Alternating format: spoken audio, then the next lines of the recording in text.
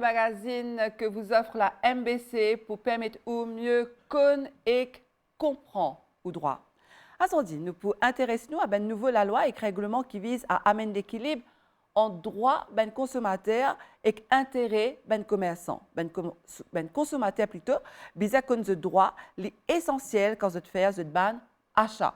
Donc aujourd'hui, nous avons le plateau avec nous Prabhash Jena, qui est Consumer Affairs Officer au ministère du Commerce et la protection des consommateurs, qui peut venir répondre à toutes nos bonnes questions. Bonsoir.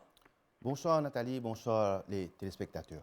Donc aujourd'hui, nous pour intéresser nous à la loi cadre qui protège les consommateurs, nouveau mécanisme pour résolution conflit commercial, notamment la médiation, et aussi à la Finance Act 2024. Donc, Prabhash Jena, quelle dernière mesure qui vient renforcer la loi pour mieux protéger les consommateurs? Effectivement, Nathalie, et le ministère est toujours en avance, pour capable dire, en ce qui concerne la protection des consommateurs. Mais avant qu'il nous procède dans le Finance Miscellaneous Provision Act de 2024, laissez-moi vous rappeler quelque part les 5 lois cadres que nous avons déjà pour la protection des consommateurs de la République de Maurice. Très bien. Donc, alors, et nous avons, en première position, nous avons le Hire Purchase and Credit Sales Act. C'est une loi alors qui réglemente la vente à tempérament oui. et aussi la vente au crédit. OK? Maintenant aussi, nous avons le Fair Trading Act de 1979. C'est une loi aussi qui a été promulguée pour veiller à ce que nous n'ayons aucune pratique douteuse de la part de banques commerçants envers les consommateurs. D'accord. Maintenant, en ce qu'il s'agit, bon, tous nous savons que le prix, c'est un phénomène dynamique. En ce qui concerne le prix, nous avons le Consumer Protection, le Price and Supplies Control Act de 1998 qui veille au grain à ce que les prix, bon, si jamais il y a fluctuation, que ce soit dans la règle des choses. D'accord. Et puis, maintenant, pour la commercialisation des produits, selon les normes bien établies, je dis bien pour la commercialisation des produits selon les normes bien établies, nous avons le Consumer Protection Act de 1991. Pourquoi? Parce que nous, à Maurice, les officiers du ministère veillent au grain pour ce que les produits qui sont en vente sont de qualité internationale et qui passent par des critères bien établis par les autorités qui nous travaillent avec, telles que le MSP. D'accord. Et puis finalement, c'est bon de souligner que nous avons le Essential Commodities Act de 1991. Là, cette législation, il y a un contrôle sur les riz de ration, les huiles comestibles, le sucre roux, la farine blanche, les huiles végétales et puis les savons à lessive. D'accord. Donc ça, tout ça, la loi là, en fait, tout ça, acte là, ils mettent en place pour permettre à un consommateur mieux informé et connaître le droit par rapport à ce produit là. Justement. Alors, sinon, il y a la Finance Act 2024. Est-ce qu'il est capable d'expliquer un petit peu qui est une grande ligne de cet acte-là? Donc, pour souligner que la loi est toujours évolutive, okay? Nous avons les enjeux, les défis. Donc, ce qui m'a fait énumérer, c'est le Parents Act, OK. La loi cadre. Maintenant, pour parer à toute une éventualité, à une réalité qui surgit dans la société, le ministère, le ministre de tutelle, il a le pouvoir délégué de faire des regulations. D'accord. OK? Maintenant, avec le, comment vous dire précisément, avec le Finance Miscellaneous Provision Act de 2024, nous avons un nouveau amendement qui est apporté justement pour veiller à ce que les droits des banques consommateurs ne soient pas lésés. D'accord. Donc, quelle est la nouveauté qu'il y a dans la loi là? OK.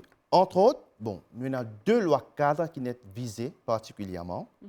Premièrement, nous avons le Consumer Protection, le Price and Supplies Control Act de 1998. Alors, les changements qui sont d'actualité maintenant, c'est une définition plus élargie concernant la fourniture, c'est-à-dire l'approvisionnement. Maintenant, il est un petit peu plus clair pour définir qui est-ce qui pose lui-même comme un fournisseur. OK. Pourquoi c'est important? Parce que pour la protection des consommateurs, bien sûr, nous avons, c'est ce qu'on appelle le enforcement. D'accord. Sans loi, on ne peut pas poursuivre quelqu'un pour une offense. C'est pour cette raison que clarité a été donnée à cette section en particulier. Là, maintenant, pour réglementer les transactions, c'est un peu plus clair et plus défini. Parce que, dans la même foulée, maintenant, nous incluons le online transactions. D'accord.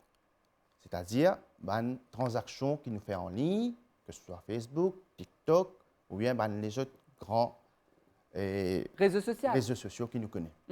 Voilà. Ça, entre autres. Et puis, pourquoi c'est important, cette loi? C'est pour mieux protéger les consommateurs parce qu'il y a des fois, c'est bon de le préciser, selon un arrêt de la Cour suprême de l'île Maurice, vous pouvez faire référence au cas de NIGOM versus Mauritius Commercial Bank de 2011, que la Cour suprême a statué l'identité d'un commerçant. Tout le monde est capable de poser lui-même comme étant un commerçant, pour nous. Mais la loi préconise qu'un commerçant, c'est une personne qui est engagée dans un acte de commerce. Qui nous dit acte de commerce? C'est par exemple l'achat et la vente. Bon, nous tout connaissons. Mais maintenant, si une personne, pour une seule fois, il fait une transaction pareille, il n'est pas capable de poser lui-même comme un commerçant. Pourquoi il est important? Il y a un acte répétitif. Alors, là, il fait ça via une profession personnelle. Il est engagé dans la vente et l'achat quand il y a deux parties au minimum. Il y a un acheteur ou il y a un vendeur. Maintenant, pourquoi il est important qu'ils me mettent l'emphase sur l'identité et la nature du commerçant? Comme vous le savez, nous travaillons selon les cadres légaux que nous avons mentionnés précédemment. Donc, pour que l'enquête soit bien ficelée, aboutie, nous sommes capables de démontrer en cours que si un consommateur lui sentit qu'il se doit lui léser, avec qui il a affaire. N'oublions pas que c'est un phénomène à Maurice, même internationalement, que nous avons les arnaques, les escrocs. Admettons demain, nous avons un consommateur qui part averti. De gauche à droite, il fait l'acquisition d'un produit, de quelque chose. Et si arrivé demain, il rencontrait un souci et il vient envers nous. Cela lui pose une difficulté. Tout à fait. C'est pour cette raison que nous, au ministère du Commerce, nous mettons l'emphase beaucoup sur l'aspect de l'éducation. Quand nous disons nous connaissons nos droits, nous avons besoin de connaître qui côté nous pouvons faire un achat et quel genre d'achat nous pouvons effectuer. Parce que si nous pas observons cadre et provision légale, il est plus difficile pour un officier, malgré toute sa bonne volonté, de bien faire. Et je suis capable de dire par la suite que toute poursuite, il peut tomber à l'eau. C'est pour cette raison que cette loi, quand il bon, bien sûr, c'est une loi qui est bien étudiée pour adresser actuellement tout un enjeu et un défi qui fait face. Entre autres, on peut dire nous, le online shopping, effectivement, il y a beaucoup d'arnaques et de fausseté, hein, il y a une publicité mensongère. Nous pouvons un petit guide là peut-être au cours de cette émission-là, mais c'est important que le consommateur il soit éduqué pour qu'il connaisse qui se doit, qui est une limite qui le commerçant ne vise pas à dépasser. C'est là où on dit nous par rapport au prix, il y a quelque chose qui vise connaît et surtout le consommateur vise connaître qui est une instance qui peut protéger. Donc, nous venons de là après parce qu'il y a des gens qui les en cours pour le justifier, pour les poursuivre, ça dit là. Mais c'est pour ça aussi, peut-être, les bons qui vous rappellent nous les Prabhash Jena, qui a un mécanisme qui peut mettre en place par rapport à tout ça là pour qu'il évite justement qui ben dimoun ben procédure qui vient trop longue, ben dimoun aller à l'encours et c'est ce qu'on appelle la médiation. Est-ce que vous êtes capable d'expliquer nous qui était ça? Donc, merci Nathalie. Concernant la médiation et conciliation, c'est un fait nouveau, on est capable de dire, dans la législation en place. Oui. On est capable de dire que le ministère finit mettre lui-même au diapason de la norme internationale. Okay. Si on regarde la Commission des Nations Unies pour le commerce international, le droit du commerce international, en conjonction avec la Convention de Singapour, où la conciliation et médiation fait la part belle pour la protection des consommateurs.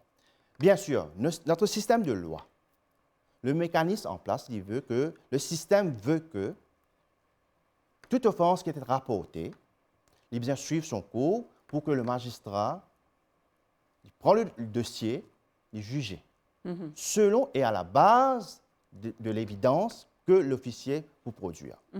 Maintenant, en parlant de conciliation et médiation, c'est nouveau. Bien sûr, il prend COVID opérationnel à 100%, mais je suis capable de dire que les officiers déjà pratiquent la médiation et conciliation. Comment? Je l'explique. Admettons, au ministère, par le biais du 185, le CSU Portal, nous enregistrons une complainte. Le dossier en question il est assigné à un inspecteur en particulier. D'accord. L'inspecteur, il fait ce groundwork, il a fait sa recherche, il regarde comment il est capable d'aider le consommateur. Bien sûr, selon le cadre légal. Qu'il y fait, l'officier, l'inspecteur, on va me dire, il a déjà fait le travail de médiateur et conciliateur, il entoure tout un élément favorable pour que nous ayons vraiment un aboutissement à sa dispute qui peut-être finit entre le vendeur et l'acheteur.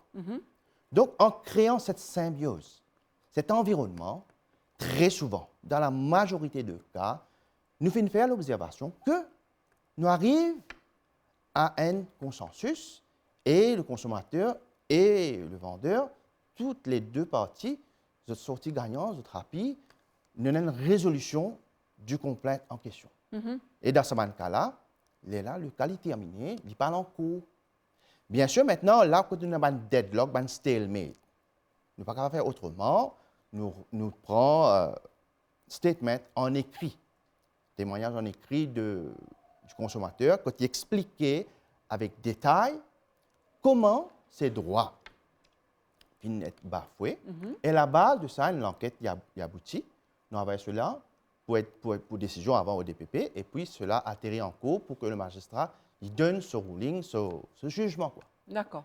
Maintenant, avec le mode alternatif que nous avons par le biais de la médiation et conciliation, comme on dit à Nathalie, c'est un peu plus direct, dans le sens qu'il n'y a pas vraiment... Bon, le consommateur va trouver suivre les pas quand il peut atterrir en cours, mais il peut trouver dans un cadre plus convivial, on ne peut pas dire entre guillemets, quand là, les deux parties se réunissent autour d'une table, quand là, le médiateur, c'est-à-dire l'officier du ministère, pour recueillir les versions des deux parties et là, pour amener sur un terrain d'entente. Donc, en général, quand ça passe, il passe au ministère, ça, au lieu d'aller en cours? Comment vous dire où? Actuellement, la médiation et conciliation n'a pas été encore implémentée. Ah, d'accord. Vu que c'est nouveau. Nous avons un cadre, nous avons un comité technique qui persiste dedans pour peaufiner les modalités. D'accord. Donc, ça va venir bientôt. Très bien. Pour éviter que les consommateurs et que les commerçants à l'encours trouvent un terrain d'entente, comment on dit, de conciliation. Et ça, c'est une très bonne nouvelle. Comment dire, là, il y a moins, perdre moins le temps, l'énergie, pas besoin de perdre... Moins de tracasserie, quoi. Voilà, exactement. Moins de stress aussi. Voilà. Alors, on rappelle ben téléspectateurs qui a aujourd'hui nous invité et Prabhash Jena, qui est Consumer Affairs Officer au ministère du Commerce et la Protection des consommateurs. Aujourd'hui, nous peut intéresser nous à la loi cadre pour mieux protéger les consommateurs, mais aussi pour protège l'intérêt ben commerçant parce qu'il ne faisait pas oublier existement on fait que pédia ça est là prabash dena qui ben consommateur zut gagne droit à l'information zut besoin à l'éducation nous besoin éduquer mais qu'en est-il de ben commerçant zut aussi zut n'a ben responsabilité dans tout ça non? Bien sûr. Quand une personne y endosse la profession d'un commerçant, c'est son devoir de se plier à toute une législation en place. D'accord. Maintenant, peut-être vous pouvez dire moi comme ça, souvent nous rencontrons ça, bon, monsieur, moi pas connais, monsieur, madame, moi pas connais, moi pas tu connais faire ceci, moi tu connais, moi besoin faire cela. Ouais. Donc, ignorance de la loi, bon, n'est pas une excuse. OK? Mais au ministère du Commerce, à travers le 185, dit Madame Didier, c'est bon de le préciser. Le service 185 qui est opéré, ce n'est pas seulement pour recueillir une complainte de la part d'un consommateur. Ah, ben c'est bon que vous annulez parce qu'il nous pensait un numéro pour les consommateurs, ça. Bien sûr pour le consommateur, mais maintenant, si vous, en tant que fournisseur, en tant que commerçant, vous avez quelques doutes, mais rien ne nous empêche de nous appeler pour demander des conseils. D'accord. Et bien sûr, nous pouvons diriger, si nous ne sommes pas capables, si nous pensons peut-être que la nature de votre question, il nécessite l'intervention d'un autre ministère. D'accord. Nous pouvons faire lire avec un grand plaisir. Pour nous, ce qui compte, c'est à la fin de la journée que ce soit les commerçants et les consommateurs sont gagnants. D'accord. Mais nous avons le 185, nous avons aussi le CSU Portal. Bon, à travers les différents bureaux de CAP que nous avons à Maurice, toute personne, vous êtes capable de rendre là-bas pour faire part des doléances. Et si ça tombe chez nous, bien sûr, ça va être basculé chez nous et nous pouvons faire le nécessaire promptement. Donc, le droit des consommateurs, mais aussi la responsabilité de nous, ben consommateurs qui nous étaient, mais aussi de ben commerçants. Donc, quand on va sur le terrain comme ça, Monsieur Jenna, avec ben les autres officiers sur le terrain, qui ben l'information qu'ils ont recueillie, qui un petit peu qu'ils ont constaté, ce qu'ils ont donné une contravention, et ça une contravention là, de quelle origine, et qui ben offense surtout qu'ils ont noté dans le commerce. D'accord. C'est sûr que nous effectuons une descente des lieux, et c'est très souvent. Vous faites un spot check? Exactement. Nous faisons un spot check, et très souvent nous sommes capables de dire une inspection à l'improviste. Bien sûr, elle est basée sur les informations des informations que nous recevons. Bien sûr. OK? On va rentrer en détail dedans. Bien sûr, on ne peut pas. Mais dans l'impartialité, OK, dans la transparence, nous entreprenons une inspection. Et maintenant, si nous constatons en tant qu'officier que, il y a infraction au code, à la loi, nous sévir. D'accord. Et par dire nous sévir, c'est que nous informons le contravenant de la situation. Nous informons le pourquoi qu'il ne peut émettre une contravention. OK? Maintenant, quand nous émettons une contravention, bien, effectivement, dans la même foulée du Finance Miscellaneous Provision Act de 2024, maintenant, nous avons le pouvoir pour servir, c'est ce qu'on appelle un Fixed Penalty Notice. D'accord. Les officiers du ministère. Exactement. C'est quoi un Fixed Penalty Notice? C'est une façon pour, alors, amener le commerçant pour faire face à la justice. Mais, Madame Nathalie, nous faisons dans la transparence. Nous faisons pas, c'est-à-dire individuellement, nous en présence de un officier qui agit comme témoin. Quand là, vraiment, nous disons le consommateur, nous peut le commerçant, nous peut servir sa fixe penalty notice là, quand il prend un devoir, dans un délai de 21 jours, pour acquitter de sa amende qu'il a là, dans la cour qui servit sous juridiction. D'accord. Maintenant, le Fixed Penalty Notice, c'est une façon pour que le commerçant lui évite le tracasserie, si on est capable de dire, de la cour. Il paye directement au comptoir la somme, c'est-à-dire la contravention qui est mentionnée dans l'infraction qu'il commet. Ça, c'est concernant la façon qui nous procédait quand nous établissons une contravention. Et quelle est une contravention générale qu'ils ont te donnée, Prabhash Jena? Yes, il y en a beaucoup de contraventions qui nous donnent, mais en général, comme on peut dire, actuellement, nous trouvons une recrudescence et nous pouvons ça bien, on peut pas dire de près, l'utilisation de gaz domestiques à des fins commerciales. OK. Quelle est la différence entre... Voilà. Gaz domestique qui nous paye à 190 roupies, c'est un gaz qui est une subvention. C'est vous et moi, nous, les citoyens lambda, nous servons ça dans la cuisine. D'accord. Nous payons ça à 190 roupies. Maintenant, si vous pouvez faire un business, vous faites un commerce, vous n'avez pas le droit de servir ce type de bonbonne-là, ce type de cylindre-là. OK? Donc, pour nous, si en effectuant une descente, et nous constatons que le cylindre qui peut être servi n'est pas conforme selon la loi de 2012, nous pouvons établir une contravention, une fixe penalty notice de 5 000 roupies. Maintenant, c'est bon de préciser. Admettons que le commerçant pas fini effectué, pas fini acquitté de cette amende de 5 000 roupies pendant le délai de 21 jours. Qu'est-ce qui se passe? Oui, justement. Provision a été faite pour que la somme de 5 000 roupies l'y triplée. Donc, nous avons le choix, madame. En tant que commerçant, nous avons un droit, une responsabilité. Si nous commençons le business, le commerce, nous avons besoin de respecter les provisions de la loi qui fait mention, entre autres, dans ce cas précis, l'utilisation des cylindres pour des fins commerciales pour un business. Si moi fais ali, moi besoin capable de faire face à la justice. D'accord. Ça, c'est pour Benjamin qui est dans l'alimentation, l'alimentaire. Exactement. Dans la restauration. La restauration, on va dire. Donc, Oui. ça, c'est important qu'on mette l'accent là, qui Benjamin connaît, qui sa bobonne, qui nous servi domestique là, lit seulement à usage domestique et qui vient de commerce, je disais servi ce qui est fait pour le commerce. Pour le commerce, c'est-à-dire que, alors, aujourd'hui, une précision encore, comme on peut dire, Nathalie. Alors, une fois pour toutes, gaz qui nous paye 190 roupies, c'est pour l'usage domestique, dans la maison, chez nous. Si vous faites le commerce, là, vous avez besoin de servir gaz commercial.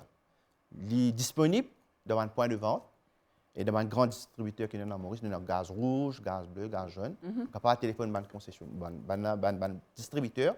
Et il y a même une facilité que là, vous êtes capable, même, si vous négociez, bien sûr, qu'ils fait la livraison chez vous, dans la place que vous faites au business. Donc, ça, c'est par rapport à contravention qu'ils ont établie. Est-ce qu'il y a encore les autres contraventions comme Bien ça, peut-être avant la fin de l'émission, parce qu'il arrive presque à la fin de l'émission là, mais c'est important que vous dites nous, comment vous pouvez dire, là, nous éduquons les consommateurs, mais il est bon aussi qu'ils ban commerçants, d'autres responsabilités. Bien sûr. L'affichage des prix, il reste toujours un souci pour un commerçant qui ne peut pas suivre la loi. L'affichage des prix, maintenant, il y a certainement spécifications que besoin d'observer. Des fois, nous constatons qu'il y a un commerçant qui affiche le prix, mais sans faire mention c'est-à-dire de la mention roupie mauricienne. Ah bon? C'est-à-dire, si nous avons le chiffre, nous avons besoin d'un roupie, RS devant, et puis le chiffre. OK. Pour faire la démarcation. Il y a une offense si nous peine pas à RS. Voilà, yes. D'accord. Il y a une offense. Maintenant, nous avons besoin de ce qu'on appelle l'arabique numéral, c'est-à-dire que le chiffre, disons 10 roupies, c'est RS 10. Zéro. Maintenant, avec le Finance Act, maintenant, il est préconisé, il est prévu maintenant qu'il est capable, en tant que commerçant, affiche au prix dans une devise étrangère. OK. Mais, besoin d'une spécification, une mention bien lisible, bien affichée, pour mentionner dans quelle devise vous pouvez compte faire le business, mettre le prix du produit en question, ou vous allez mettre le taux d'échange Du au jour. moment du jour. Exactement. Et puis, alors, vous mentionnez, si jamais l'utilisation de la carte pour paiement, là, il n'est pas applicable. Ça, quand vous avez le cadre, il y a un petit peu plus technique de ce côté-là. Oui. Mais maintenant, vous êtes capable de faire. D'accord. Mais vous mentionne bien pour l'intention. OK? ne faudrait pas que nous ayons une confusion. Maintenant, roupie, si vous pouvez vendre en euros, en livres sterling, ou mettez une précision, ou bien notice bien, ou mettre sur taux d'échange. À ce moment-là, c'est au consommateur de décider. Bien souvent, nous avons un cabinet étranger qui procède dans une devise étrangère. Tout à fait, tout à fait. En tout cas, merci beaucoup, Prabhash Jena, d'être venu sur le plateau aujourd'hui pour éclairer nous sur la loi, surtout Finance Act 2024, qui est un consommateur et un commerçant bien connu. Merci beaucoup, nous venons répondre à nos bonnes questions. J'espère que nous pourrons gagner prochainement pour la suite de cette émission-là, que nous sommes capables d'expliquer encore plus ben consommateur et ben commerçant qui est dans la loi-là. Merci beaucoup encore une fois d'être venu sur le plateau. Donc, je me rappelle qu'il y a Consumer Affairs Officer au ministère du Commerce et la protection des consommateurs. Merci à vous qui nous suivent cette émission-là. Je vous dis à très bientôt pour un nouveau magazine sur vos droits. Merci.